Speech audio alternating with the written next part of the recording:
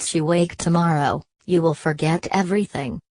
A long while after the stony cave was silent, the closed-eyed Zhou Yan, who was in training, suddenly opened his eyes.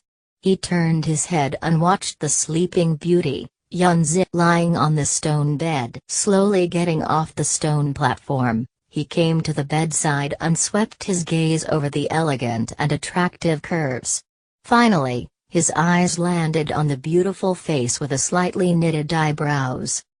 Zhou Yan's gaze stared intently at this pretty face that he may never get the chance to look directly at ever again. After a moment, Zhou Yan withdrew a huge black robe from his storage ring and lightly placed it over Yunzi's body before turning around and walking towards the cave entrance with the large heavy Zhuan ruler on his back. Night was the time when the magic beasts were most active, so he needed to maintain watch at all times.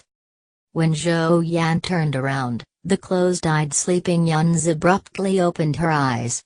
She quietly looked at the disappearing back of a figure carrying the strange-looking black-colored large ruler. Her hand caressed the black robe covering her body, and within her serene heart, unknown ripples had begun to rise. Ah! A soft sigh from within the cave slowly died.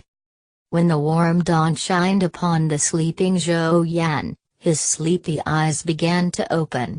At the moment he did so, he suddenly and swiftly turned his head around. Yunzi was sitting cross-legged on the stone bed in the cave.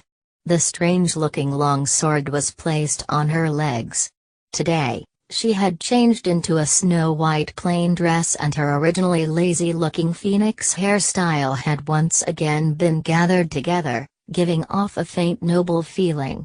Her beautiful face was calm and elegant, leaving no trace of the weakness that she had the last few days.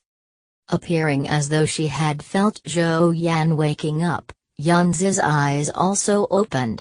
Her beautiful pupils swept toward Zhou Yan as she faintly asked, "Awake?"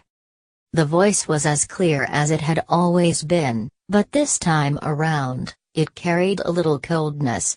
The indifferent tone was similar to that of a conversation between strangers. After sweeping his gaze on Yunzi, Zhou Yan slowly sighed. He tilted his head and asked, "The seal, is it broken?" "Yes." Yunzi nodded emotionlessly and moved her body slightly. When she next appeared, she was standing right in front of Zhou Yan. She lowered her pretty eyes, stared at Zhou Yan's face and said, "Let's get